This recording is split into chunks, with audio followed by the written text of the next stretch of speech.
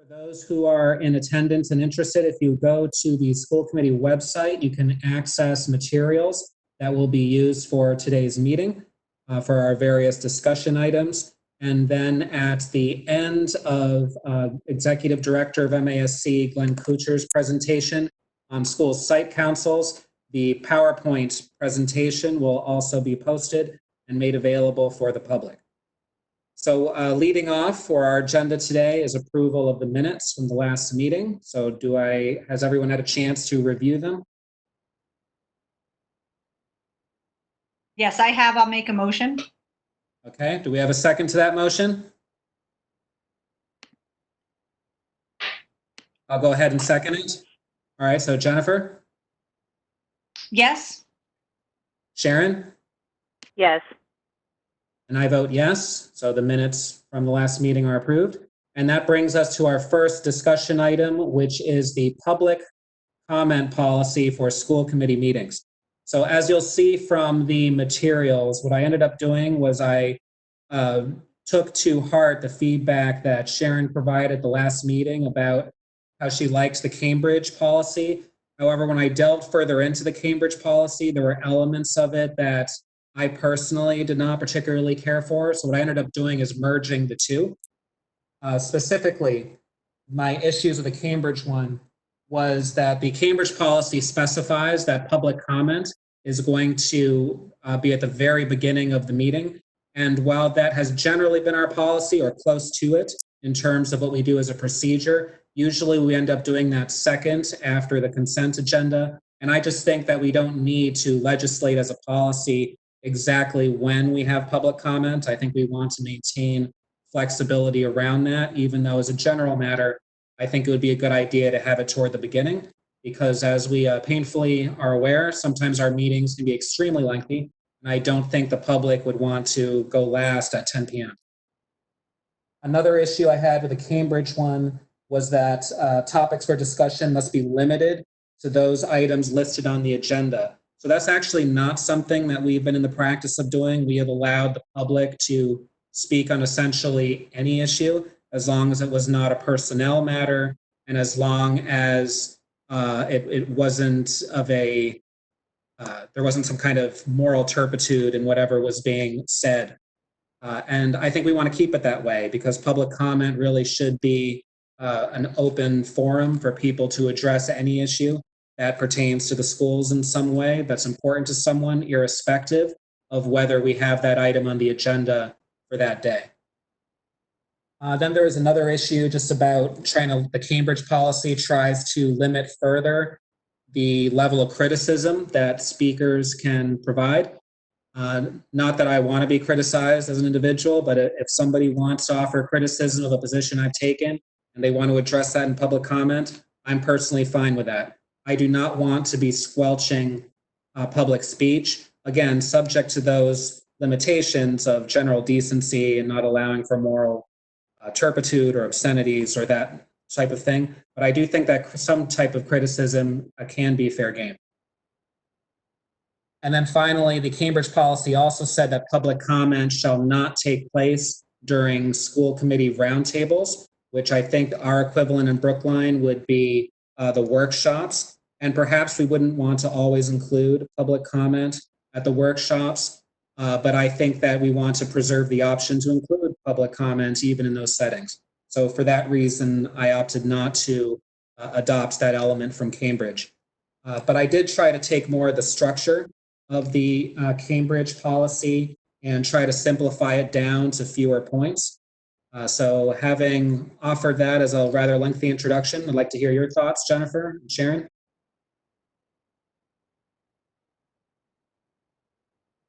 I can't see Jennifer. I apologize. I'm gonna make some comments. I really appreciate the careful consideration you've given to these issues, and I like very much the draft that you've provided. I have one question which I don't think that we've discussed, but I think is relevant to item number 6, which says that responses to concerns will be made only by the superintendent or chair of the meeting or other members at the chair's discretion. Is that consistent with our, I mean, it's not a question of it's consistent with our current policy, but is that our current policy, or is our current policy response to concerns will be made only by the superintendent or chair of the meeting. I like very much the addition of other members having the ability to respond to concerns.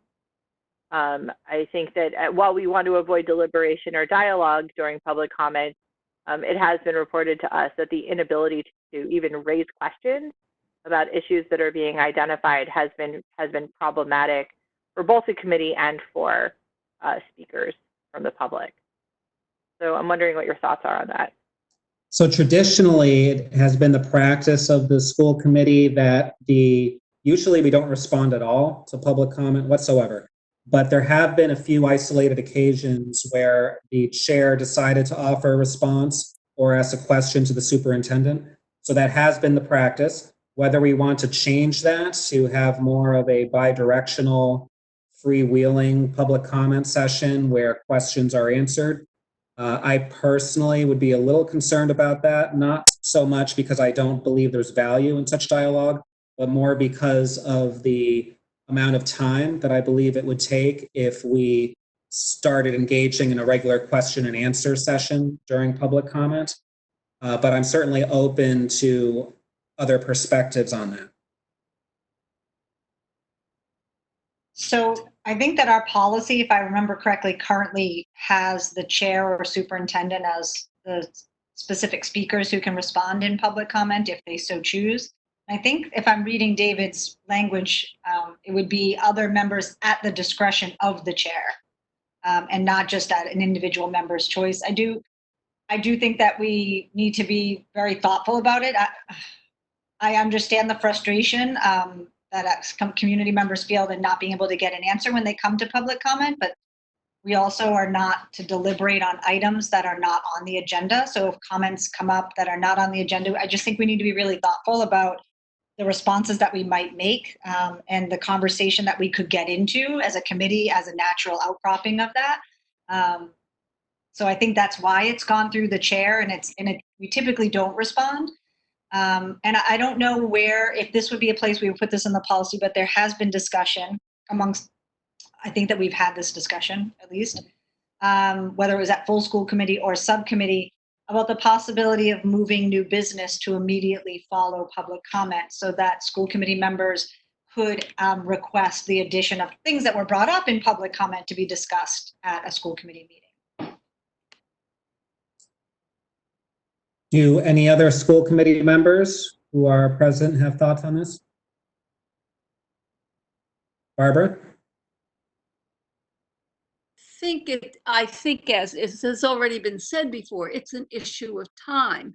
Once you begin to respond, then the expectation is going to be that most people will get a response.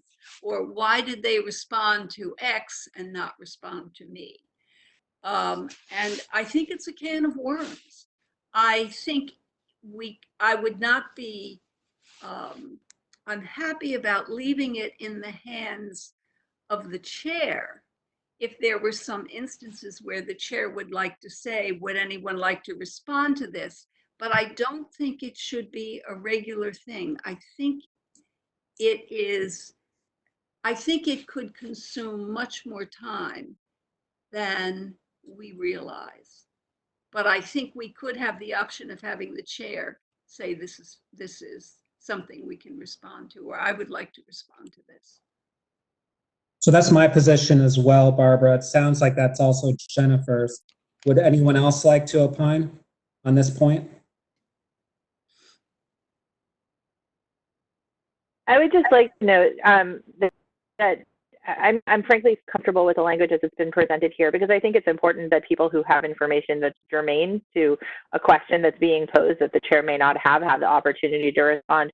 But I also just want to say, and this might be a topic that's more relevant possibly for our public hearings policy, that having observed the process of public hearings on warrant articles over the course of the last fall, and participating in a number of forums in which that happened, being present at select board public hearings, also at various commission public hearings to which I'm a liaison, the interchange and the question and answer process that took place between the presenter and the audience has been quite lively and has been quite informative. And the board in question walked away with a lot more information about both the intent and the application of the warrant article and the history of its development than the school committee did, than the school committee members did about exactly the same warrant articles, right?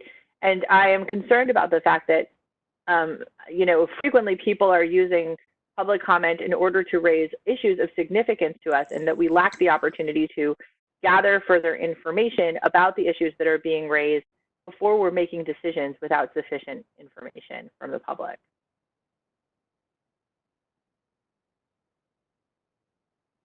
I do think that it would be a good idea for us to explore opportunities where there could be a bit more interaction with the public so that we can address their questions in real time. I think that one way to do that would be at public hearings, which, as we know, are dedicated to specific topics where it would be useful information for there to be that interchange. Also, if we ever can return to more normal times in terms of general school committee meetings, we could consider adding a question and answers component with the public to school committee meetings. I don't foresee that happening anytime soon, just because we're dealing with a lot and our meetings already go till 1 a.m. But I could see that theoretically at some point, that could be something that we might want to undertake. Because I certainly value public input and being able to have that degree of interaction. It's very important that the public not feel as though our meetings are very static and that they're just being talked to and not necessarily getting the answers that they're looking for. Barbara?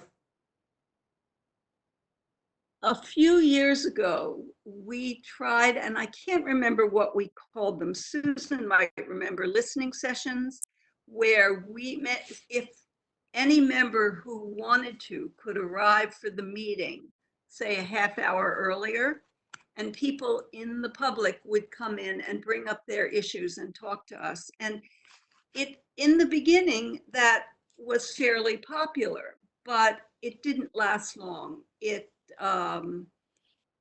Not that many people ended up coming and joining us, but that's another possibility, to set up from time to time just a listening session where people can come and talk to you about anything, or anyone who, we would usually have 3 or 4 school committee members there who would answer the questions.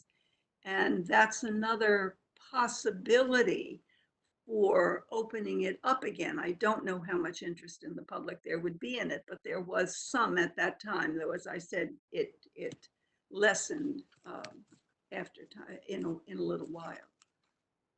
So I certainly like that idea. And as committee members know, and I think a fair number of people in the general public, we convene listening sessions at the schools. Now that's intended for a different audience, mainly educators, but that's an opportunity for educators to provide input, to speak on essentially any issue. School committee members listen, take note, not necessarily of the names of who said what, but take note in the sense of what are the topics that are important to people. And sometimes there are answers to questions that are provided. So we might consider returning to that model, Barbara, where we do essentially the same, but instead of doing it for educators, we do it at town hall or at different schools or at other locations in the public, and we invite parents, community members, essentially any interested stakeholder who would like to have a meet and greet with school committee members and have their questions addressed. Now, more specifically to the draft policy for public comment. We talked about point number 6, which Sharon raised. Does anyone else want to offer an opinion or a comment about any of the other items on the school committee policy on public comment?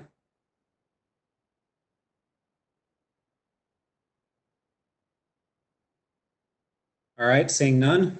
Do we feel comfortable recommending this to the full school committee for consideration, fully understanding that it might be a couple meetings before we do that because we have other priorities right now with remote learning, with the budget, and our meetings are already extremely long. Is that something that the subcommittee would be willing to endorse at this time? Yes, I do think it might be some time before we can get it on the agenda, just in the based on what we already have on our agendas, but I think a first read and public comment at this point. I think we've discussed all the pieces we need to at this point. And, it's always very interesting to hear public comment because it provides another perspective on the piece. And because we do have a bit of time before our next item, I'd like to invite any participants. If any of you have any comments or questions you would like to make on school committee policy on public comment.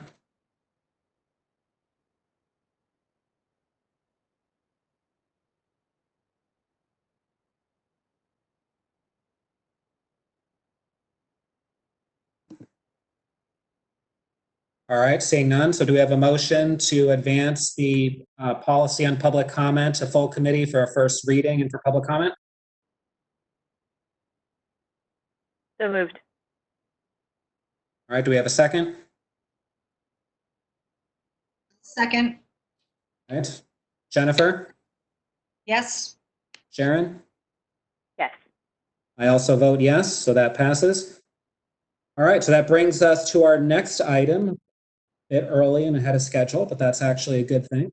And that is school site councils. And I'm very pleased that Glenn Kuchar, who's the executive director of the MASC, which is the Massachusetts Association for School Committees, has agreed to join us today to offer a presentation on school site councils, how they operate, how they function, some of the background law on it. And I am quite hopeful that this will be instructive on what we should be doing in Brookline to improve our school site council structure and also to amend our current policy as necessary. At the conclusion of Mr. Kuchar's presentation, we will have discussion for those of us who are panelists, an opportunity for question and answers, and public input.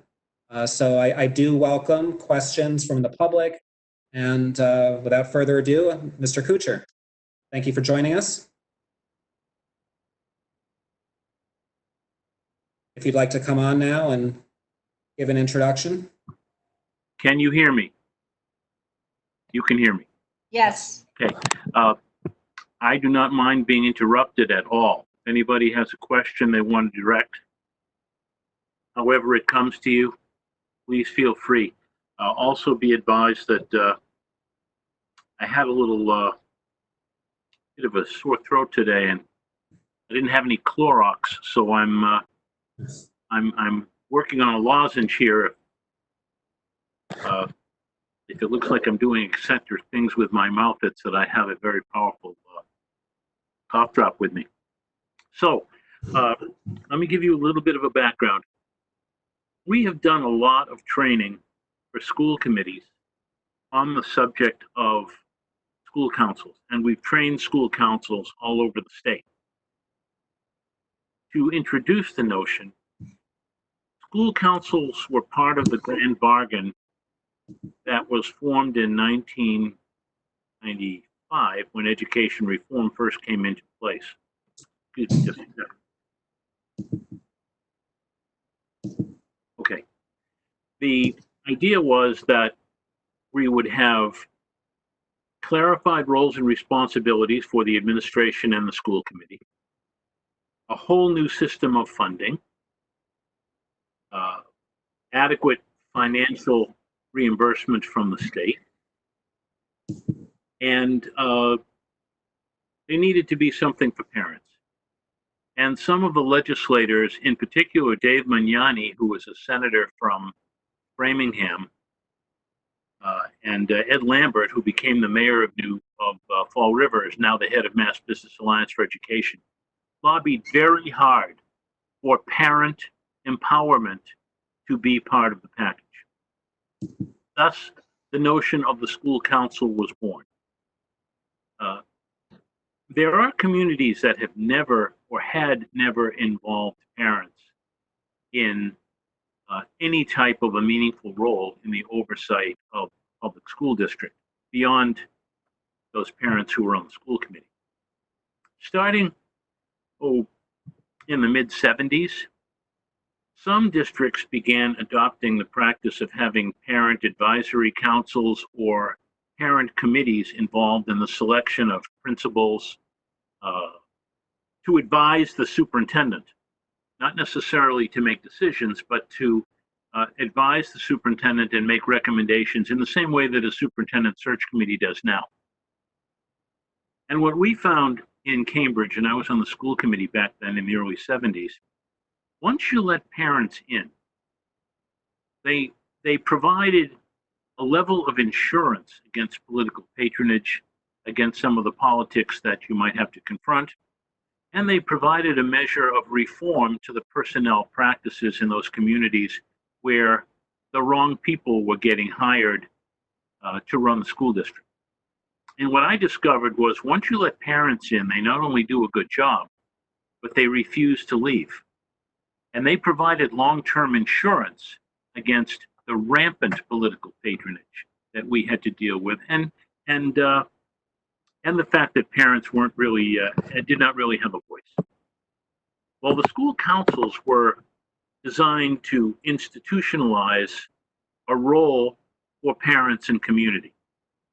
They were set up to be and remain fully advisory to the principals in the schools, and to the extent that they meet with the school committee or invited to meet with the school committees, advisory to the school committee.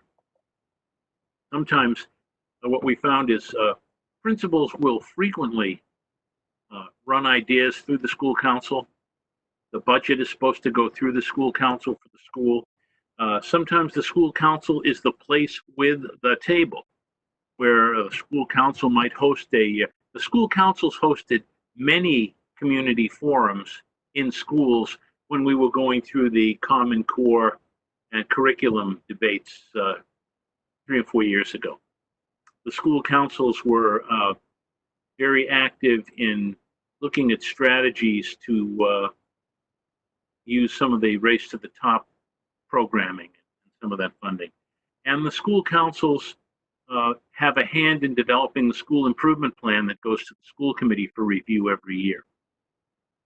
So what we found is that over the years, school councils were more or less effective, depending upon how well attended they were, how well managed they were, how much interest there was in the community, and the level of collaboration that was built between the principals who are to be advised by the school councils and the school councils themselves. Also, for us at the School Committee Association, we found that school councils became the very important farm system for school committees.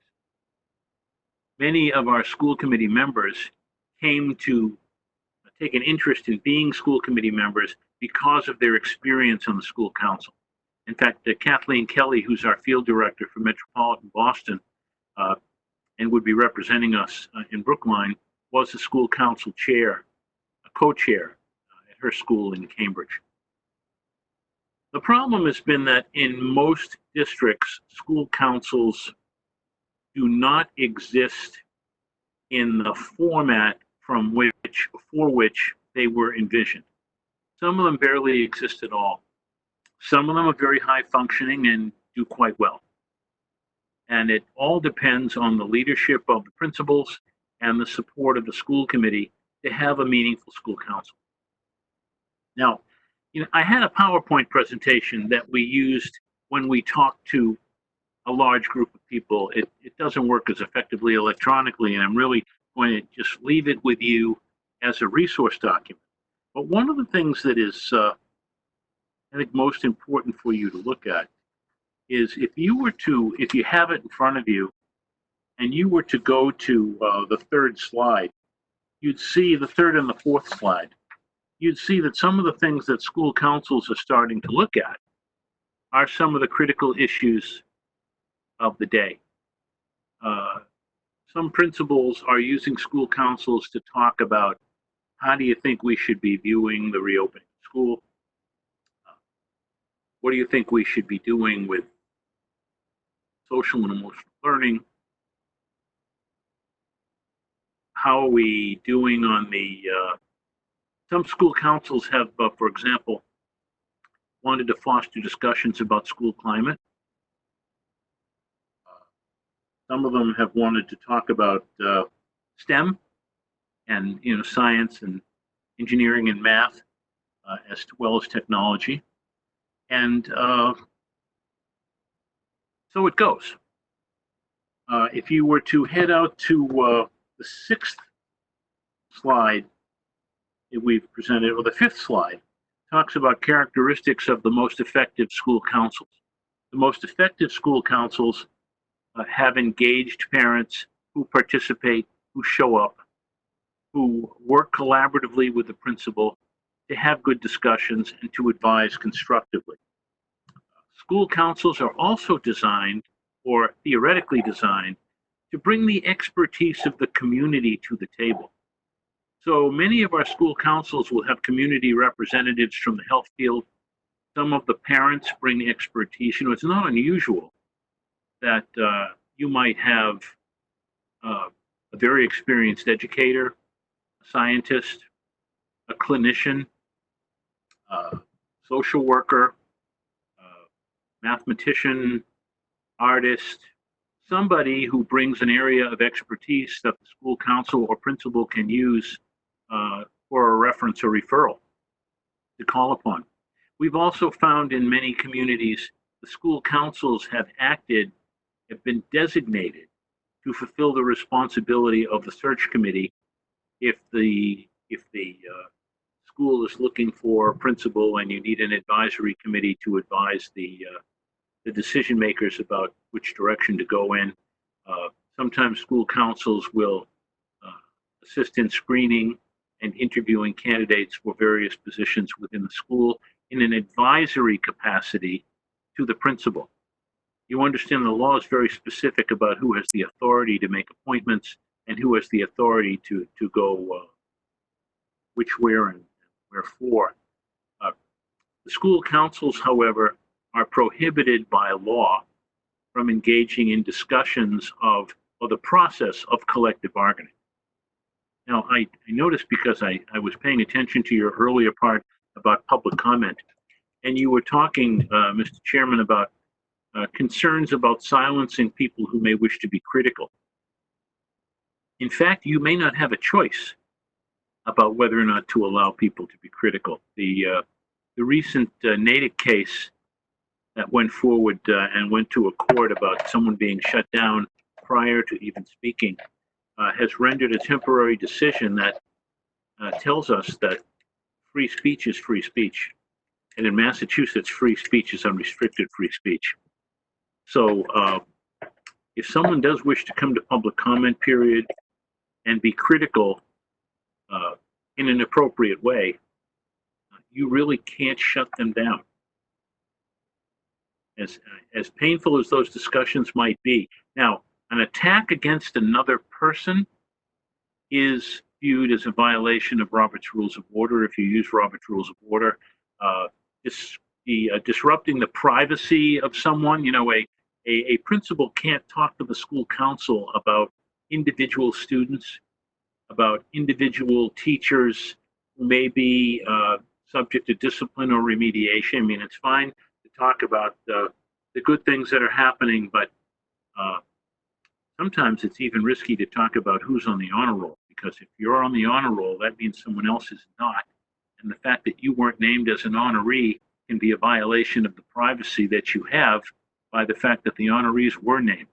So you have to be careful, but you can't shut people down if they want to be critical. And school council meetings can be the place for appropriate, constructive comments about necessary change or improvement.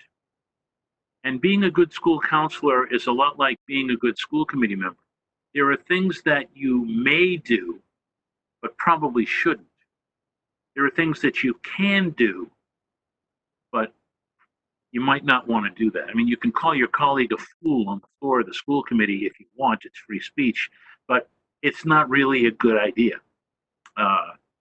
You could theoretically disparage people who you feel are not doing well by the school district, but it's not a good idea. In a school council meeting, there are some things that you could discuss appropriately, but there's a risk to doing that, and people need to use good judgment about the kind of discussions they have continue. I've said this to many of you who've been to orientation, and I have worked in both, so I can say this with some knowledge that it's true. The only place worse than a prison for getting rumors started quickly is a school. So, and by the way, I was a volunteer. I was not an inmate, but I'm just suggesting. For example, we have during this pandemic all kinds of rumors running rampant because somebody suggested, well, there are all kinds of options. You could do this, this, this, and this. You could even do this. And suddenly this becomes, it's going to happen. So again, people need to have good constructive leadership and good collaborative dialogue in a school council to keep the issue above board. Now, there are occasions when we train people, and we do a lot of school council training midweek. We do a lot of school committee training on Saturdays. And then by the next Wednesday, the superintendent calls me and says, "You told them." What? Well, some of the things that we tell you, if you went to the seventh slide on this, you might see some of the things that school councils have done in some of the places where they exist. Now, the first time we did this was maybe 17 years ago in Nantucket, and we piloted this. And I asked the members of the school council, very high-functioning school council, a good group of people, what are some of the things that you're doing? And we started with a list of 4 or 5. And I ended up with about 30 different things now that school councils have been doing. School councils, first of all, often will set an agenda for the year. They might partner with school committees on being the place with a table, promote a discussion for people at the school to talk about things that may be of interest to them, trends, things that are developing, public issues. There are certainly elections, and the school committee establishes a policy for how the school council will be elected. I know I was sent samples of the policies that you use, and I think the policy that you have and the guidance from the superintendent are very helpful and very, very appropriate. School councils have looked over student achievement data as the principals present that, and the principals try to integrate student achievement data with goal setting for the school. Certainly, school goals are issues that the principals have discussed with the school councils. Communications that go out to parents. Sometimes the school councils will advise on where communication may be needed or what strategies of communications you might have. School climate. We've had discussions around discipline policies, attendance policies. I remember one spirited discussion. These things happen. We had a principal at one of our high schools who decided that 5 absences in a term resulted in a failure, and no excuses were permitted. And that went to the school council and didn't fly very well, because what happens if somebody catches the virus and misses 2 weeks of school? What happens if somebody is out? What if there's a tragedy? 5 unexcused absences where you just didn't feel like going to school, I can understand. But 5 absences, no excuses. Sometimes the school council is a very good sounding board for principals that might do that. School councils have looked at the physical environment, the climate, the physical climate within the school, raising issues about we need a new building, because school councils have been very important in helping the drive for remodeling and supporting for a new building and new schools. A lot of principals will work their school budget through the school council before they present it to the superintendent for submission to the school committee. See what else we have here. School councils have raised issues around students at special risk, English language learners. Some of them have worked collaboratively with the Special Education Parent Advisory Council or the Bilingual Parent Advisory Council, or have entertained visits with very discrete linguistic constituencies within the community. They've heard from community leaders. They've heard from prominent artists. They've had briefings on health issues as they emerge. They were among the forefront of the people that 7 or 8 years ago started talking about social and emotional learning and brought it up to a much higher plateau. Occasionally, school councils will get involved in issues of curriculum. You know, the age-old question of, you know, when do you introduce algebra? When do certain things get integrated into the curriculum?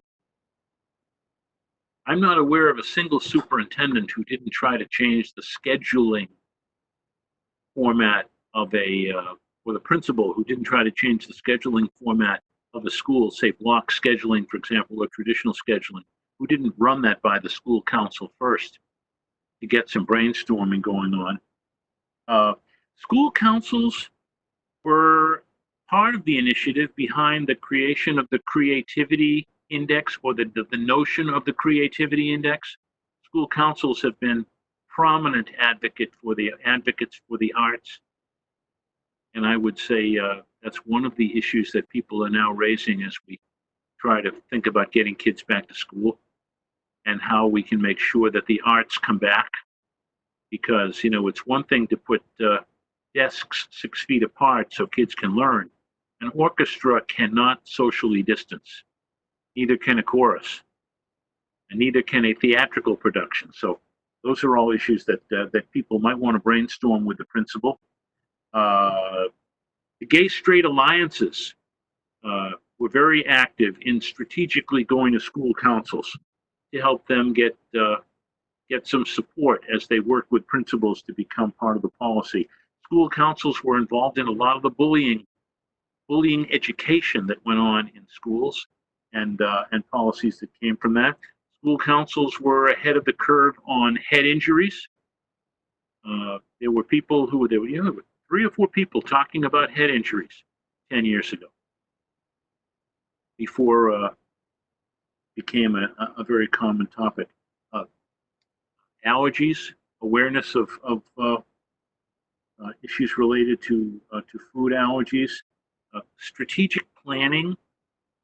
As usually there have been focus groups with school councils. When we're doing superintendent searches, we frequently have been invited to do focus groups with school councils as part of the temperature gauging for the district. Most new superintendents will want to make the rounds of school councils to introduce themselves as they do it. Talked about college readiness, and certainly if there are some grants out there, frequently the principal may brainstorm with the school council. Depending upon where you are, there may be a grant writer out there who can be very helpful in advising. So those are some of the things that school councils have done. I think that most constructive thing that school councils have done have been to be advocates and principled critics of things that need growth, development, and change. I say that, I say principled critics. Our association, you know, the role of the school committee is built upon disagreement, dissent, and criticism in a constructive way. And school councils are the very basic element of the path to democracy. School committees are critical in American democracy, and dissent and disagreement are the anvils upon which democracy grows.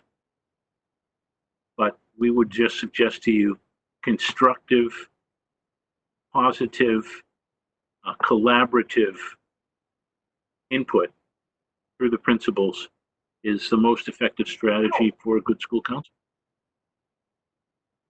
Usually we get a lot of questions here. There are some, just to get anticipate a couple of questions out of the way. A school council, because of the rights of free speech, can take positions if they wish. School councils have supported, I'm not aware of a single override vote that didn't have the support of the school councils and a community backing them up. A school council should refrain from endorsing candidates. That's not part of the drill. But school counselors, the fact that you are a school counselor, a school council member, that's a matter of public record. In your capacity as a member of the school council, if you want to endorse somebody, you want to endorse a candidate, that is a free speech right.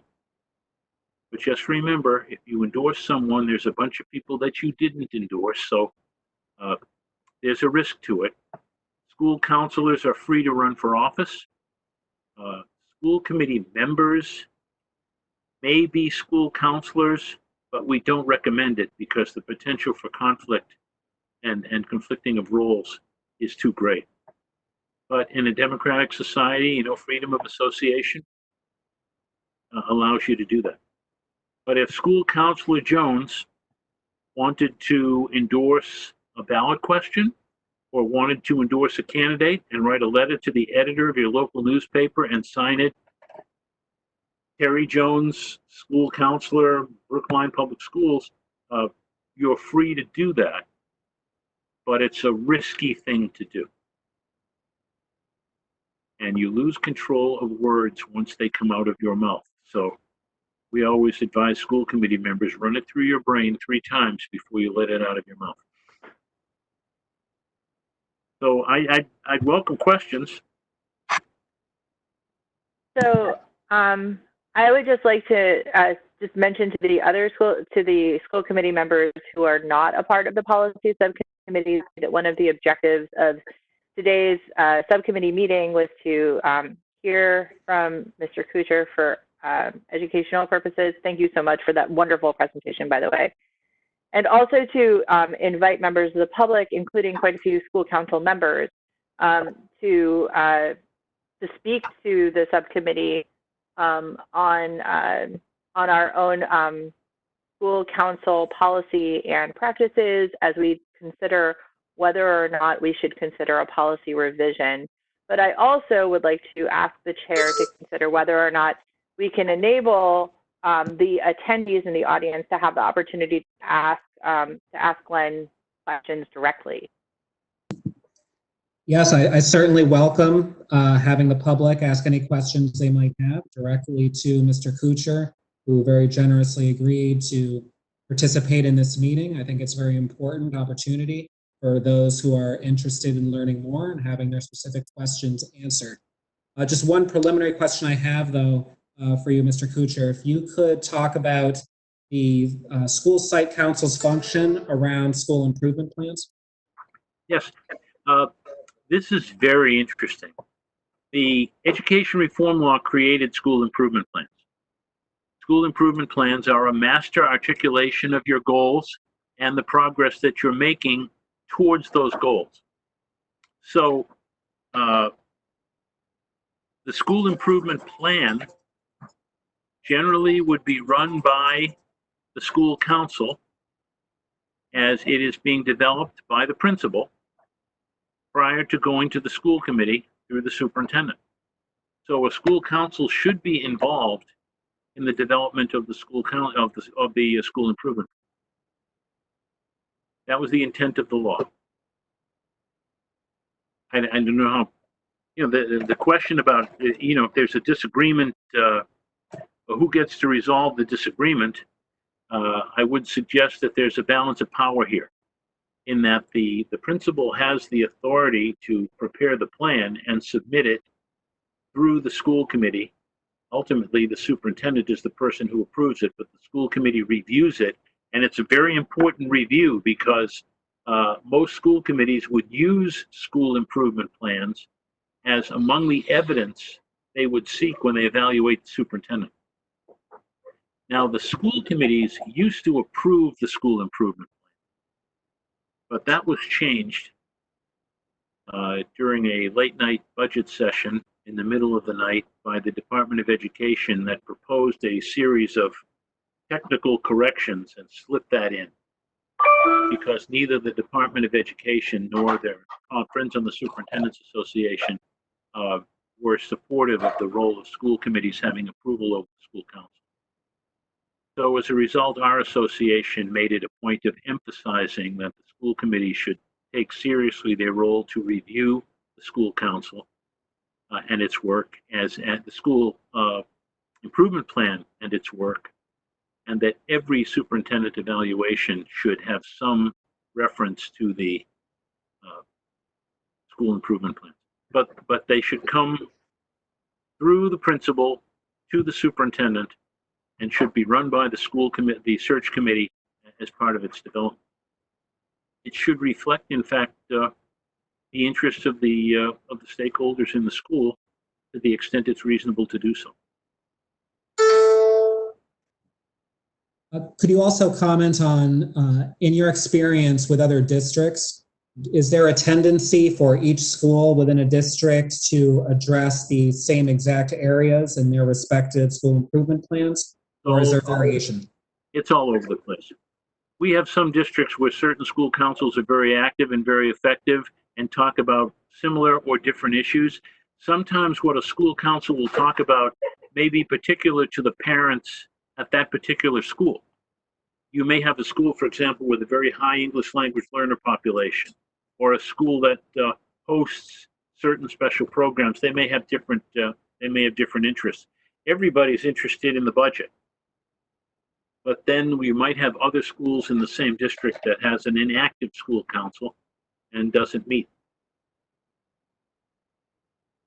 Do we have any questions from policy committee members?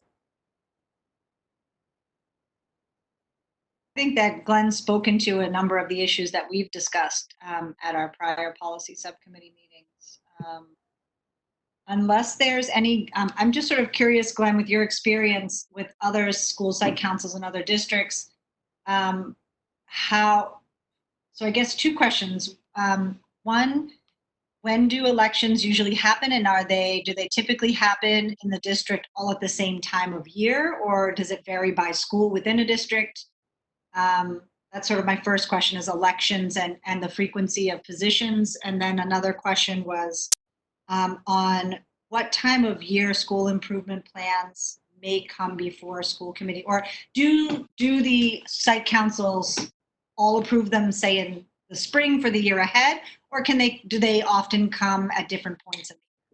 The school improvement plan could come at any time during the year, depending upon what cycle you use. It's like a superintendent's evaluation. And elections can vary. I have to say, we found that there are more districts that are recruiting people to serve than there are competitors for seats.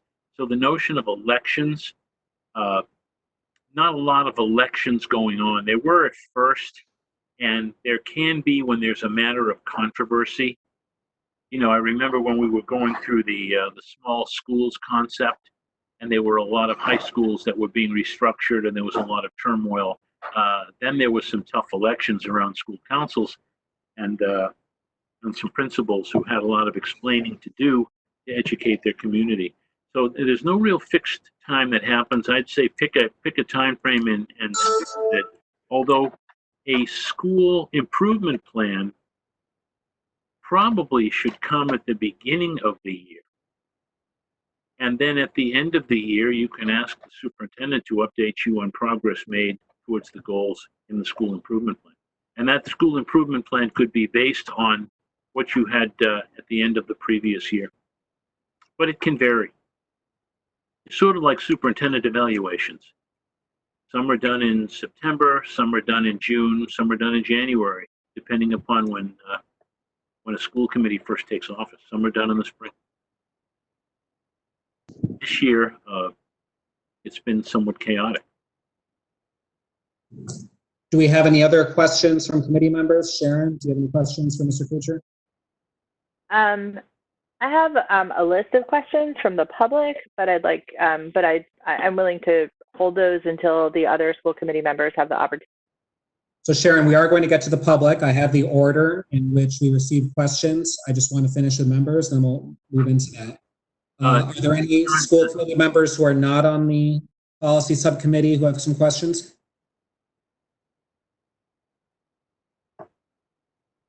Susan? Thank you. So hi, Glenn. Thank you so much for coming. It's always great to see you. We're grateful to have you here. I think we've experienced a wide range of principals who have a wide range of modes of interacting with their school councils. For sure, some see it as a box to check, right? They need to do it, they do it, but sometimes it just needs to, that's about it. There are other principals who we've experienced who really are quite sophisticated in how they use their school councils. They do use them in a lot of the ways that you're talking about. They run ideas by them, they get feedback. It's a really good two-way mechanism where they ask for input, they provide ideas. So they get feedback, they try out, some of their, some of the messages they want to preview, and really use them quite effectively, I would say. But given the wide range, first of all, do you see a wide range around the rest of the Commonwealth in terms of how principals use school councils? And are there, do you have ideas for us on how to, give the principals the autonomy they need to be their building leaders, but also kind of put some guidelines around what we would expect to be done, with some consistency, even while we're giving them autonomy as to how to function. So, any advice you have on that of the those boundaries and best practices and how to encourage those would be really, I'd be grateful to hear. If school councils are to be a priority, then part of your superintendent's plan for the year should be to standardize practice with school councils. And that could involve training for the school councils, accountability about how often a school council meets, and having the superintendents develop a good line of communication and evaluate the principals, and evaluate the principals in part on how effectively communication flows back and forth. School councils are all over the place in terms of functioning, high functioning and low functioning. In the same way, different schools, different constituencies have parent communities that are more or less active. And in many of our communities, we have parents who are very active, very assertive in terms of their specific concerns about the school. And we are not objective about our jobs, our money, our children, our homes, our livelihood. And did I mention our children? So, and sometimes that plays out in very difficult ways. And if you were to look at some of these things from a distance, being a good principal and keeping all the parents happy is an impossible task. Communicating effectively and trying to build relationships is a formidable but surmountable task in a lot of communities.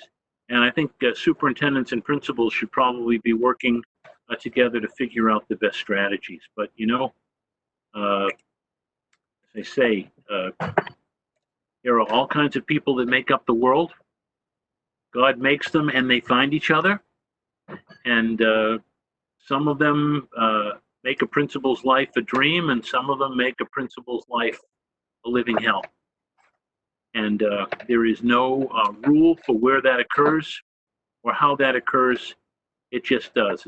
Some of our school committees are very high functioning and do a great job, and some of them are not. Some of us know what we don't know, and some of us have never been wrong in our lives. I don't know this personally, but I'm told never having been wrong in your life can be a very hard burden to bear.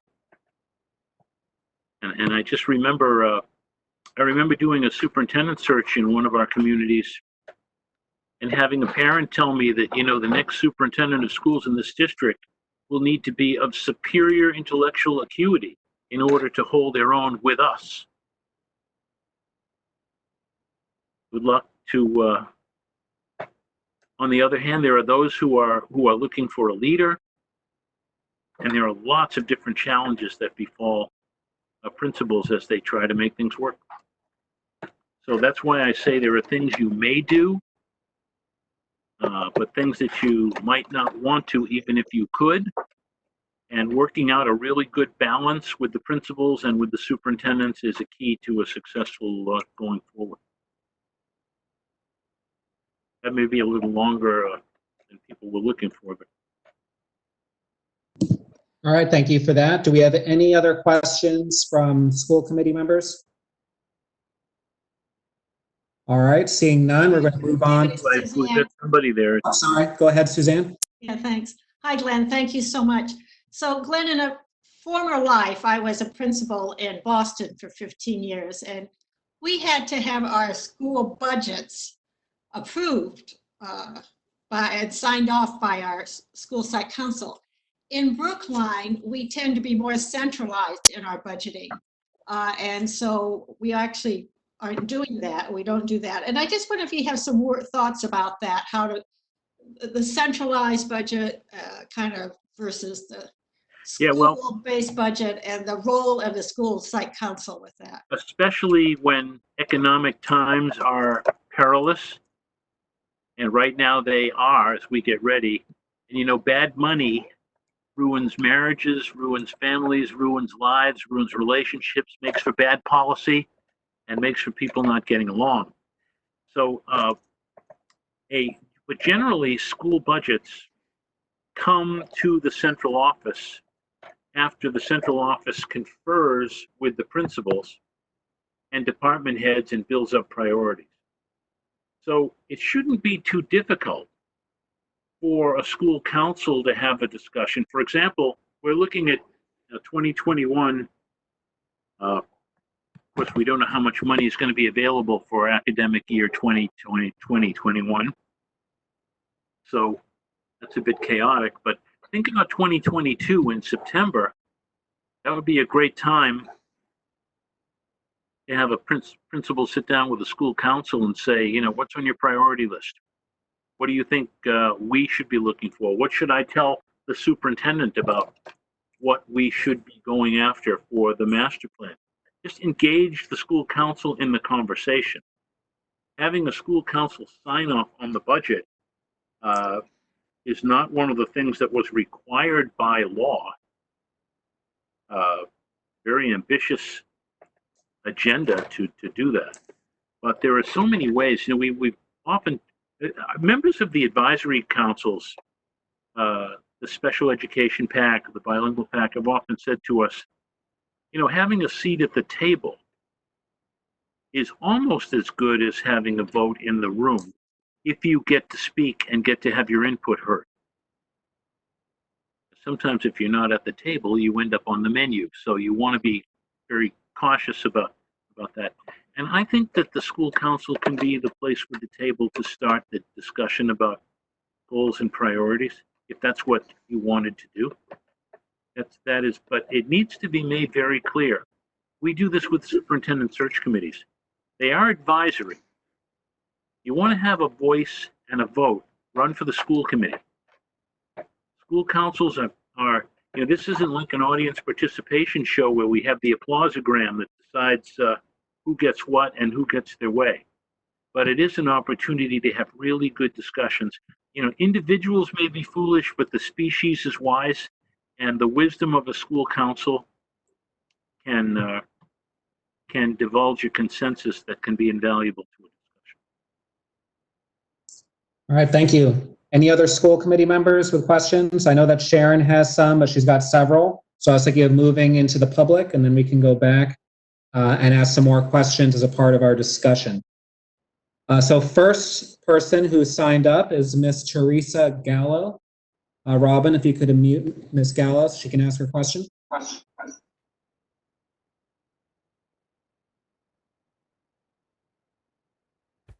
She's unmuted. Oh. What? Can you hear me? We hear you. Oh, good. Who's hearing me? Is that you, Mr. Kocher? We can all hear you.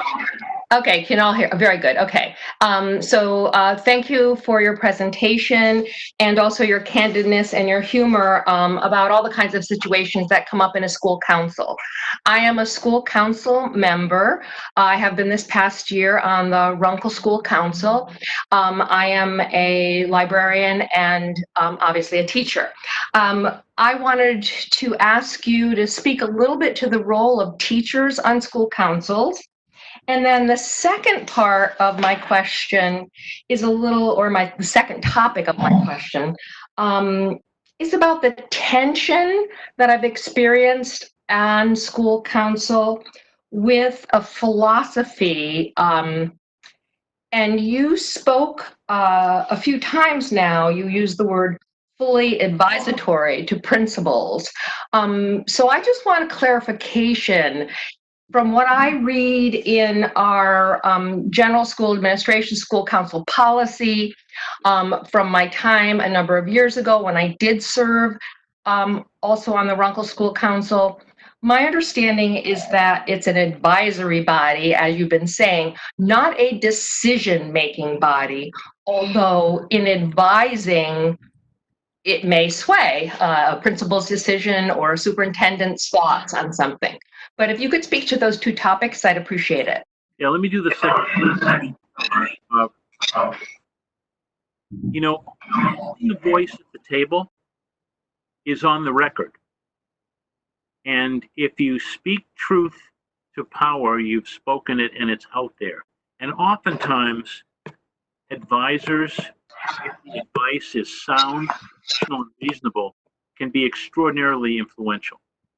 So that's the coaching we would give a school council in terms of knowing its advisory responsibility. I wanted to say something about librarians as well. The role of teachers, of course, educators are represented on school councils in equal proportion to the community members. It's designed to be a 50-50 balance, clearly because the role of teachers was viewed as very important in explaining how things actually work in a public school. We all think that because, or many of us had, 13 years of public school, that we could teach in a classroom and run a school, and that just isn't going to make a lot of sense. I do want to say to the librarians out there, one of the issues that we have raised is that librarians are severely underutilized in terms of the potential contribution that they have to make. And I have been stunned at the degree of disconnect between the public schools and the public libraries in many communities. As we try to figure out who's going to be the ones with the great remote learning strategies, who's going to be the ones with the resources, I think the public libraries and the school libraries have a great opportunity to become more valuable on top of their already invaluable status. Just throw another plug in that we've also lobbied very strongly for the arts as we think about getting school opened. And if school councils have in fact been very aggressive in many cases in advocating for the arts and making sure that music, art, drama, and dance are not excluded from school opening plans. It's going to be a little late to convene school councils about all the confusion to get school open in the fall, depending upon what happens. But some of that advocacy might need to go directly to the principal or to the school committee. Just things are a little catastrophic in terms of getting things organized. Next up. I All right, go ahead. I just wanted to say thank you for all your comments. Thank you, Ms. Gallo. All right, so next up, we have Ms. Donna Perry.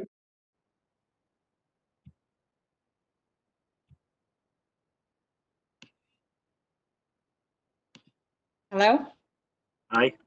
Hi, can you hear me? Yes? We do, yes? Okay, great. Thank you so much, Mr. Kuchar. I so appreciate it. And thank you to the entire committee for having this conversation. I actually sent a few questions to Robin, so I'll just ask them here. I've read quite a bit for the past couple of years and sort of scoured DESE's materials on school councils. And it is my understanding that the principal is to assign a co-chair. And together, the principal and the co-chair determine the agenda for school councils. So that's my first question. My second is also a technical question. It's my understanding, according to DESE, that the principals are meant to present school improvement plans directly to the school committee. So I'm wondering if my interpretation of what they've written is correct. And finally, is whether it's accurate to say that only one administrator from the school can serve on school council. I don't know that that's the case. I do know that there needs to be a balance of teachers and parents. Okay. I do know that, yes, there's supposed to be a co-chair. And the theory of all of the operations of school councils is that that's designed to have collaborative leadership and to be collaborative in the strategy for running the meeting. With regard to school council making its report directly to the school committee, the school council advises the principal. Can't imagine that the superintendent would not want school council's report run through the superintendent's office just for a review before it does go to the school committee. But school councils certainly have an unrestricted right to speak to the school committee if they feel their report does not represent what they felt they were doing. That has not been a problem to date. Nor has there been a problem with deciding who's going to preside over the school council, although we've had a number of school counselors who've said,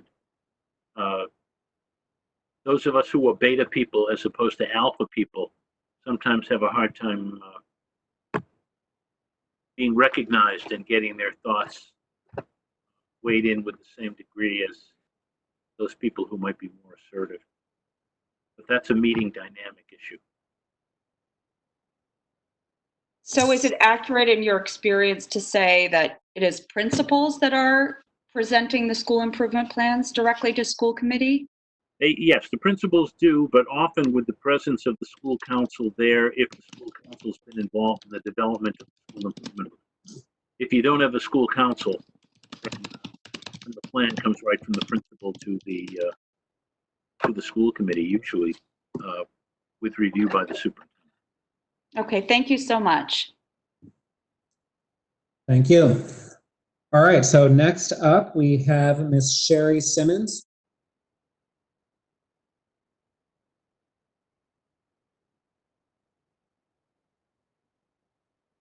Hi, this is Sherry. Thanks for taking my question. And it's been a fascinating presentation. So I'd like to thank Glenn Kuchar for that. I'm very new to this world of school councils. I'm joined in this meeting to better understand how and whether school councils in Brookline might be able to positively influence what our schools are doing in response to the pandemic and the reopening plans for the fall. I know I'm not the only parent that's been really dissatisfied with the response of the schools to the remote learning situation. And I'm wondering, I heard Glenn give many examples of councils potentially being involved in this. And I'm just wanting to get some thoughts on whether that's even possible at this point in time for school councils in Brookline to be involved in this. Logistically, that's going to be tough. I can tell you that nobody is really happy with the way remote learning has gone. We weren't ready for it. the notion of trying to figure out how to engage children all day long has been a struggle. And I'd say hopefully we can learn from the experiences that people will share from the last couple of months. And even more hopefully, we won't have to deploy those strategies again. But it's been a lesson for all of us. Remote learning is all over the place. Some districts have done it a little more effectively. Some districts really haven't done it very well at all. And those districts for kids who don't have access to a computer, or in homes where there's only a single device, or in homes where there's not enough bandwidth, or in districts where the things just haven't come together as quickly. It's been a struggle. Right. So, I mean, I'm aware of those general issues, but I think specifically in Brookline, I'm wondering if, what role the school councils might be able to play here. Because I think it's optimistic to assume we're going to have a normal school year in 2020. Well, there is a potential role. I honestly don't know how they would get organized, having a meaningful conversation, given that we don't really know what the end of school and the start of school is going to look like. We don't know how much money is going to be available from the state or federal sources. We don't know what special education resources are going to look like. It really is something that there's nothing like this has ever happened before. And we're actually, we're sort of repairing the plane while we're flying it. Do you see, just as a follow-up question, do you see any structural impediments to an individual school site council deciding to convene next week, for example, if it were so decided by the co-chairs? No, there's no ability to it. You could get a school council together and you wanted to brainstorm. If the parties could come together, that could do it. Just remember, though, school councils are subject to the open meeting law. So when school councils meet, those meetings need to be opened to the community. Just that with you. Can I just mention something? I'm sorry, in this regard, David. So as a co-chair of the Remote Learning Task Force, I would just like to let everybody here know that with Susan Wolf-Dickoff, actually, that every Friday morning at 9:30, we're convening meetings of the Remote Learning Task Force. We're presenting updates on our progress towards addressing remote learning issues in the district and planning for next year. And we've invited all school council members to attend. And I would also just like to say personally that it's my understanding that there haven't been convenings of most school councils or several school councils. And if you are on a school council and you have the ability to convene your school council to provide information to the school committee through that forum or through any other forum, that would be wonderful. All right. And next up, we have Mr. Mike Toffel.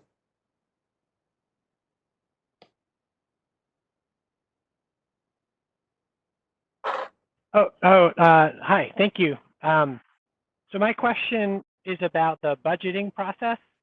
And I understand from the presentation that school councils have some role, but I'm still a little foggy on what that role is. And I wonder, once our guest explains that role, if our school committee member could share how we do it and what our current practice is with regard to school-based budgeting, so that we can see, like, are we adhering to the law, or is our centralization such that we're skipping over an important school-based step? You're adhering to the law, but let me tell you how a school budget process generally works. About 12 months out, the superintendent starts talking to the stakeholders about what you need to put in the budget for next year. What are the goals we need to pursue? What are the academic standards we need to meet? What needs to change? What do we need to build a budget around? And that's when a lot of the conversations go on with school councils, feeding the principals with some guidance and information, which the principals then feed up the line to the superintendent. Then the superintendent has to make some other very difficult decisions. There are conversations, obviously, with members of the faculty, with the administrators, teachers, and others who inform the process. But the superintendent has to put together a draft budget for the school committee, which is usually prepared, well, whenever it comes in Brookline, maybe January. That's right. Problem is, superintendent is presenting a budget for the fiscal year to start in July. Think about this. We're 1 month away from July right now, and we don't know how much state and federal aid is going to be provided to the Brookline Public Schools in July. So the process of planning, goal setting is very, very difficult because you have to recalibrate 2 or 3 times a year. So how this happens, in a perfect world, the legislature would have the state aid figures established by March. You could project your budget. The federal money would be negligible, but you could figure it out. And you could get your goals in place. And maybe you've determined that's the year when you want to introduce an elementary foreign language program. You want to double the number of advanced placement courses available. Where you want to put more money in the budget to establish better and more equitable services in certain schools, or where you need to do some renovations, or where you want to close the achievement gap. All those goals could be set. You could have them all in place, and it would be nice and clean. And on July 1st, you begin the year and start pursuing those goals. That's just not going to happen this year because we've lost control of the entire fiscal process. And it's very interesting if your students are. I understand this year is an unusual year. I'm not really speaking about this year. I'm speaking more broadly. So I've been on school council for many, many years, and I've never seen the budget for my school.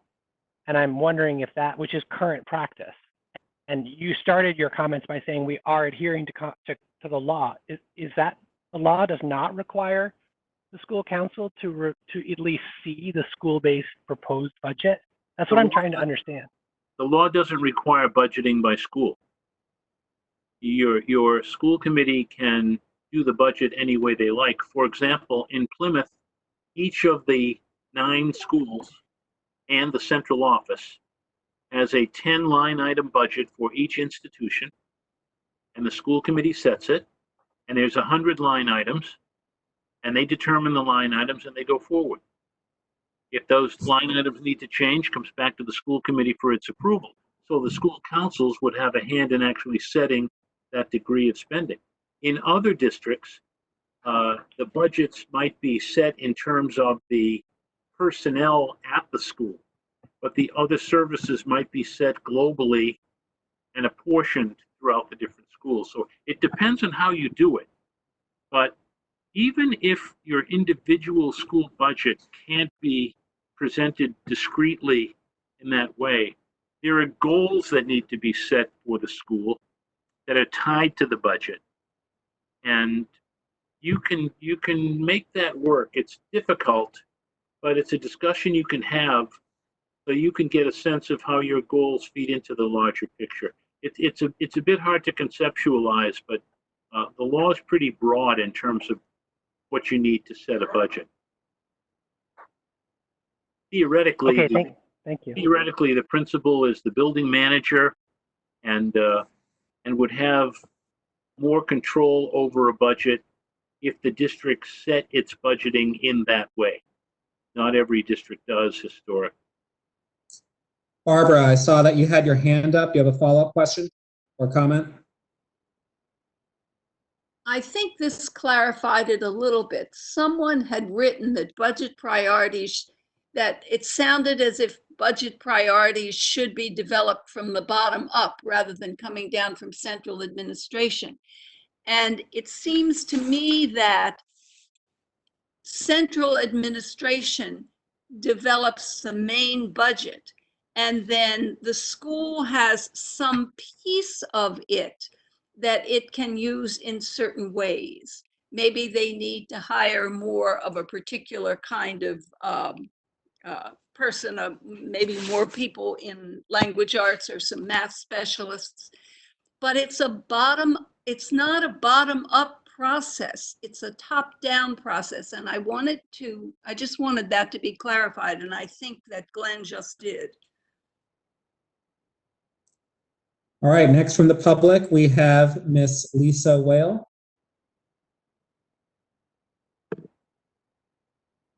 For this presentation and to the school committee for offering this presentation. I am the co-chair of Runkle School Site Council and finishing up my second year on School Site Council. And one of the things that I think might facilitate some of this bottom-up processing is a really nice working group who is integrated nicely together and working collaboratively and collectively. And so my question is about how do we properly orient new School Site Council members to really help the group gel and to help the group to be functional? Because there's a lot of important work that can be done by School Site Councils, but that sometimes is hard to do if everybody's not on the same page about our roles and responsibilities.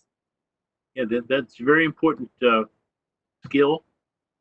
Many principals have it, and the principals should be able to foster a sense of collegiality and collaboration in the same way that a principal would do it with the teaching faculty.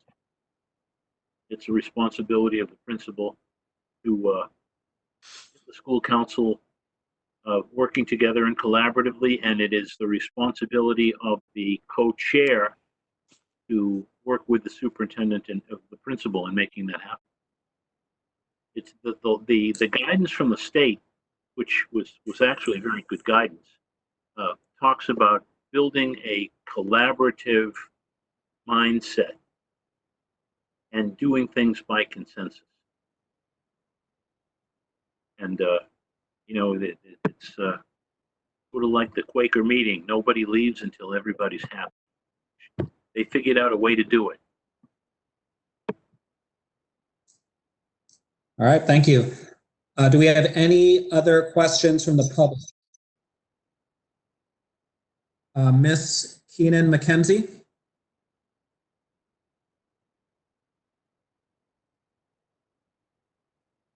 Miss Keenan McKenzie, excuse me.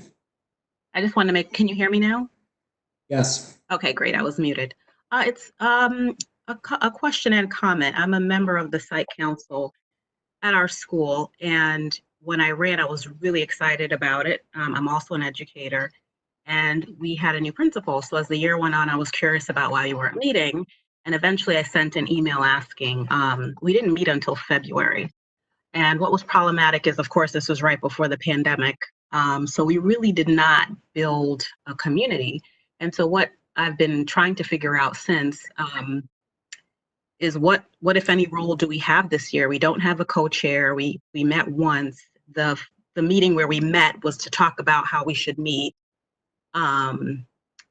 So we didn't make any decisions. We didn't plan anything. So I don't know. I feel badly. I feel like we have this group, we have roles, and I feel like I would have liked to be a lot more helpful during this COVID situation and to have more of a role and to be able to participate more fully. So I'm just wondering, like, at this point in the year, given the COVID situation, is there anything for our site council to do? And maybe we're not the only one that hasn't really had much of a community this year. I can only speak for our school, where we had one meeting and it was like I said, February, and that was essentially it. We haven't convened by email or any other way. So is it too late, I guess, is my question. Well, it's not too late. School's school will reopen again in 3 or 4 months. And there are opportunities to engage in a discussion and try to build that sense of collegiality for next year. It also may be possible to have some discussions about what school's going to look like. But frankly, none of us knows what school is going to look like. And that includes everybody from the very top of the education hierarchy, people at the Department of Education, right down to the people in schools and the parents and kids. We just don't know. We're struggling with the different modalities, potential schedule issues. All kinds of stuff is out there. I'm afraid to even mention what some of the options are because a rumor will get started that I'm announcing that they're going to take place. And I'm not. Well, thank you for that. I would like for parents to at least help with thinking through what is next, because I think we need all hands on deck. And we did sign up for this, so I think we're ready. And I think it would be wonderful if there's still a way to salvage the time of this year If to you're be a able to school participate. counselor, if you're a school counselor, pick up the phone and call the chair or the vice chair and say, what can we do to?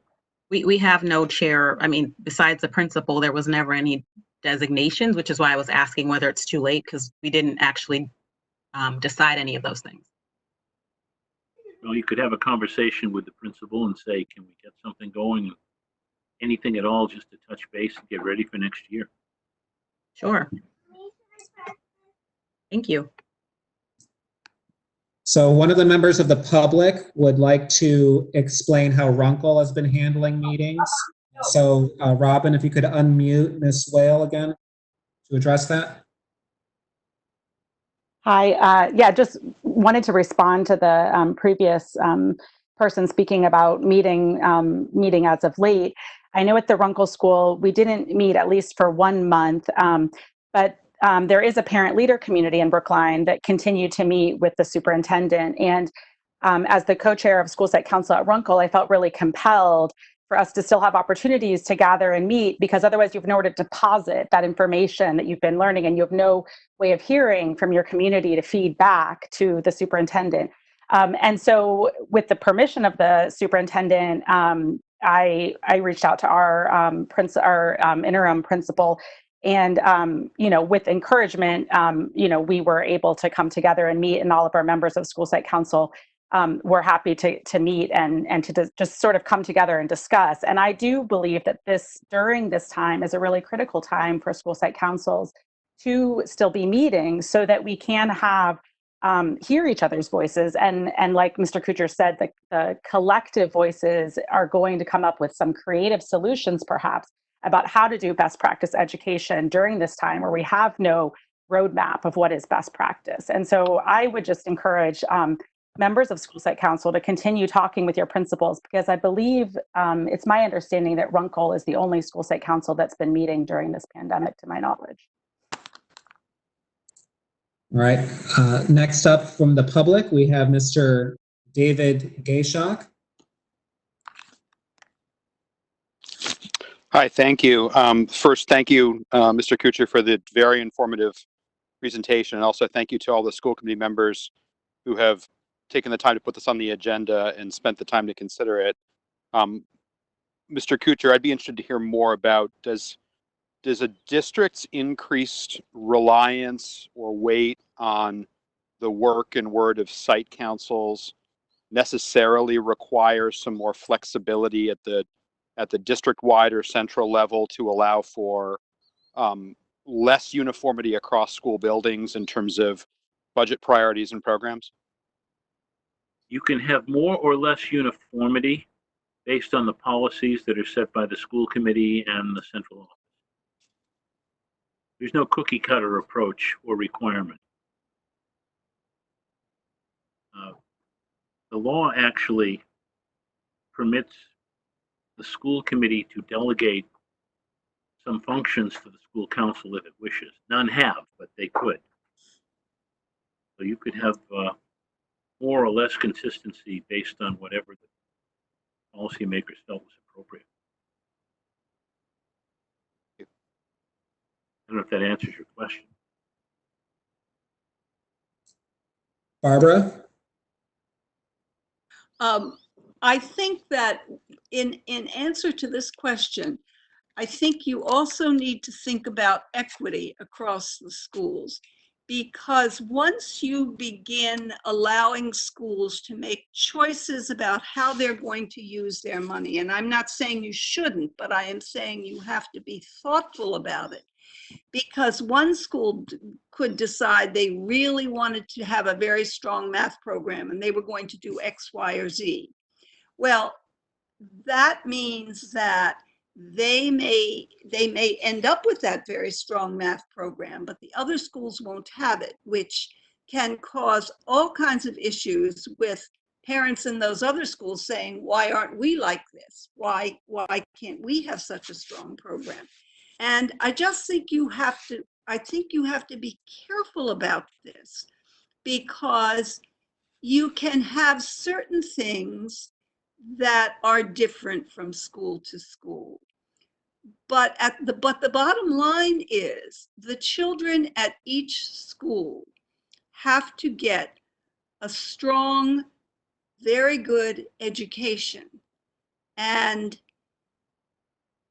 we have to make sure that in our budget deliberations, we're not strengthening something at one school that will change that balance. There are certain things that you could do. For example, I happened to teach at Driscoll School and we had a very strong arts program. And I can think that, I don't know that the budget was any different for that, but I think that there are certain ways where certain things that you have to be very careful about when you talk about school-based budgeting and schools setting priorities, because equity is a major issue that we work for in Brookline in all of our schools. And changing budgets from school to school can result in something that really is not equitable for all students. Well, thank you, Ms. Scotto. That was the balance that I was hoping the conversation would explore too. And that's why the school committee has a special responsibility to ensure, to the extent that it can, equity in its true meaning. That doesn't necessarily mean equal dollars, could mean equal opportunity, could mean any one of a number of things. And the dirty little secret of a lot of our districts, it was articulated by one parent who once said at a public meeting, look, if those parents don't come out to meetings and we do, don't you think we should be entitled to more for our advocacy that we come out and present? And that's sort of the very wrong message.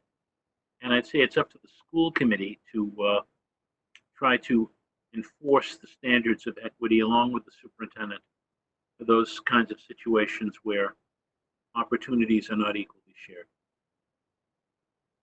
Not just about dollars. David, can I say something about that? Okay. Oh, sorry. Okay, so just very quickly, just on that piece in particular, I think that balancing consistency and autonomy is one of the biggest issues. If I were to boil down all the things that we have been talking about in Brookline for the last number of months and years, it's one of the biggest sort of core things that we're trying to balance, and I'm not sure we've still got it right. I will say, just as one specific example, Glenn, to your point, we did have a principal a little while back who simply was not interested in the arts, to the opposite of what Barbara was saying. And I do remember that there were somewhat painful discussions between the superintendent and that principal saying, no, you actually need to do the art. You can't take art resources and put them against that person's particular set of priorities. And so how we create a sort of a level playing field while still giving lots of room for creativity and innovation and autonomy, but with some parameters that, to create that equitable experience. Equitable not being equal, I think it's the biggest tricky thing that we wrestle with. So thank you for naming that. Sharon? Thanks. I'm concerned that we're out of time. Can I just ask my question? Sure, go ahead. Sure. Thanks. Over the course of the last 3 years, we've moved to like a very strong level of standardization in both SIPs and budgets, with essentially directives being given by central office to school councils and principals to identify 3 and no more than 3 specific priority areas for school improvement plans. And those are specifically, math, literacy, and school climate. And then, the budgets that were developed at the school level needed to align with those priorities, and those priorities were not developed, from the schoolhouse level.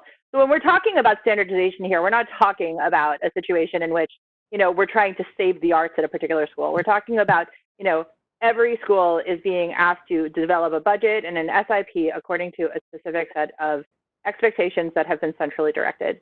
Now, I want to say, like, I've also reviewed SIPs in other districts. I've looked at, Lexington, Newton, et cetera. And, there's some questions about whether or not you do a 1-year cycle or a 2-year cycle. There's some questions about whether or not there should be standardization. What I do note is that for the most part, there is actually a wide range of differences across SIPs and budgets that are approved by school council, and that there is a level of autonomy that's allowed that enables a school that identifies, the arts as a priority to develop excellence in the arts. And a school that sees STEM as being a priority for its local population to develop excellence in STEM. And some of the concerns that I have that we'll deal with in other forums is about the fact that sometimes our desire to make things equal often means suppressing the emergence of excellence in any particular school, as Barbara indicated, in order to make sure that nobody has access to anything that's too good, which is generally bad for a district in my view. The question that I have is this. In reviewing Newton's SIPs in the last few years, I noticed that there's been a big shift, right, from, it's really just within like the last years. There's been a big shift from SIPs that were really, really diverse, right, in which like and this is really more like at the primary school level, to be honest, but that SIPs were like quite different on a school by school basis. And then at a certain kind of historical moment, it may be the result of a leadership initiative, that there was, that all of them became incredibly standardized in the way that Brooklines have become in the space of the last 3 years. What is happening on the school administration side that would be driving towards this particular kind of school standardization of SIPs and budgets? Is that like a superintendent's prerogative, or is that coming from DESE, or is that coming from law? Not coming from DESE. It's probably coming from whatever priorities the district has decided to adopt. That would be unique to that district, although others might have emulated it.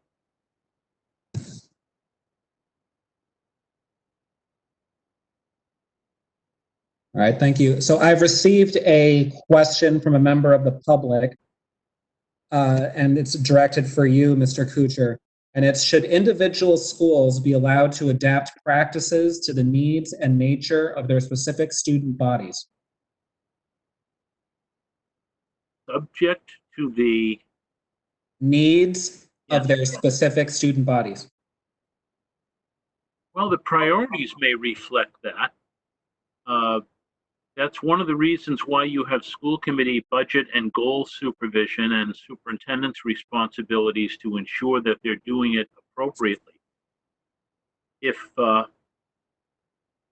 if somebody if a school decided that they wanted to be a STEM academy and heavily focus on science, math, engineering at the sort of sub-high school level,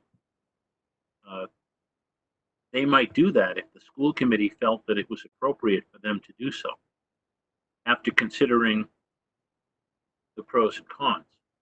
You have plenty of flexibility from place to place. Whether it's fair or whether it's in the best interest of the kids would be for the policymakers and the superintendent to figure out. Do any policy subcommittee members or school committee members have any additional questions?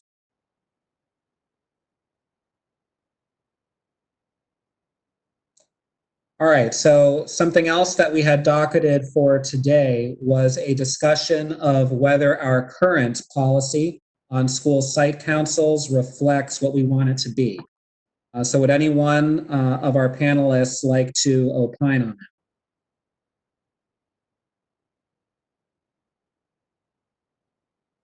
So David, I would like to request that we table this item for further discussion at our next policy subcommittee meeting, noting the time.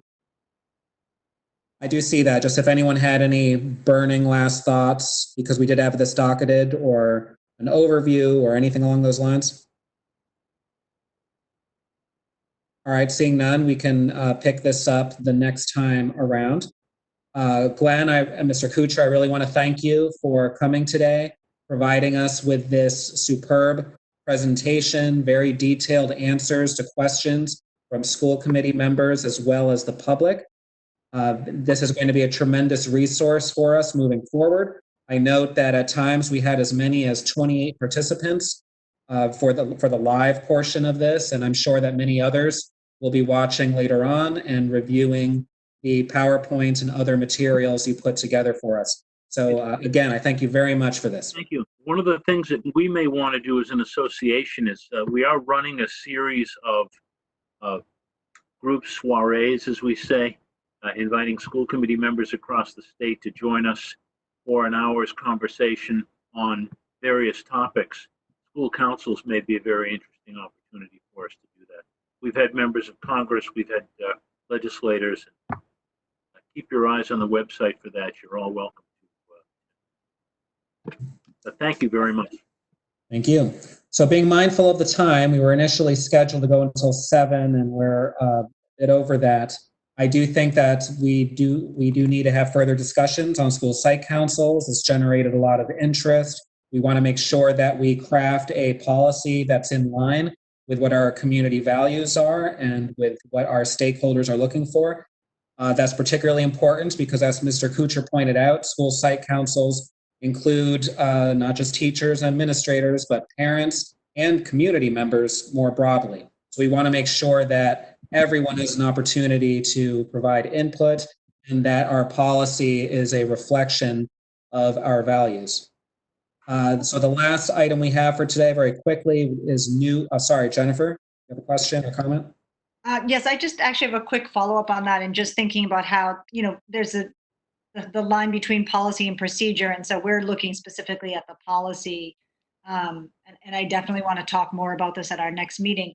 But Glenn, is there anything that lays out there's a balance between educators and community members. Is there any way that the law fleshes out community members versus parents, or is it an open category?